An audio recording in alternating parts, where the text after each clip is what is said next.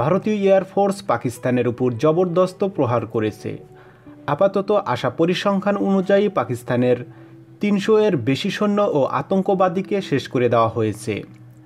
ভারতের একটা বা দুটো নয়, বরং ১২টি মিরাজ ফাইটার পাকিস্তানের রাজধানী ইসলামাবাদের কাছে ঢুকে বালাকোট এলাকায় স্ট্রাইক করেছে। যে স্থানে স্ট্রাইক করা হয়েছে সেটা পাকিস্তানে সেনার মুখ্যালয় থেকে মাত্র ৩০ কিলোমিটার দূরে অবস্থিত এবং ইমরান খানের আবাস থেকে ৪৫ কিলোমিটার দূরে অবস্থিত। ১২টি এয়ার ফাইটার যখন পাকিস্তানে প্রবেশ করেছিল তখন পাকিস্তান সেটা বুঝতে পারে। এরপর পাকিস্তানের সেনা মাটি থেকেই ভারতের জেটের উপর হামলা করে, কিন্তু পাকিস্তানের পুরো ল্যান্ড এয়ার ডিফেন্সের সিস্টেম ভারতের জেটের সামনে ফেল হয়ে যায়। গাড়ি হাবিবুল্লাহ পাকিস্তানের ভেতরের এলাকা, সেখানে পাকিস্তানের এয়ারফোর্সকে আক্রমণ করার চেষ্টাও করে, কিন্তু ভারতীয় এয়ারফোর্স পাকিস্তানের তুলনায় এতটাই শক্তিশালী যে পাকিস্তানের এয়ারফোর্স ভারতীয় এয়ারফোর্সকে স্পর্শ করতেও পারেনি।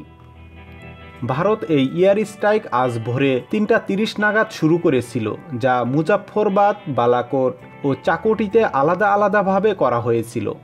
এই হামলায় পাকিস্তানের মধ্যে ব্যাপক প্যানিক সৃষ্টি হয়েছে এবং পাকিস্তানের মিডিয়া পাকিস্তানের সেনাকে গালিগালাজ দিতে শুরু করে দিয়েছে।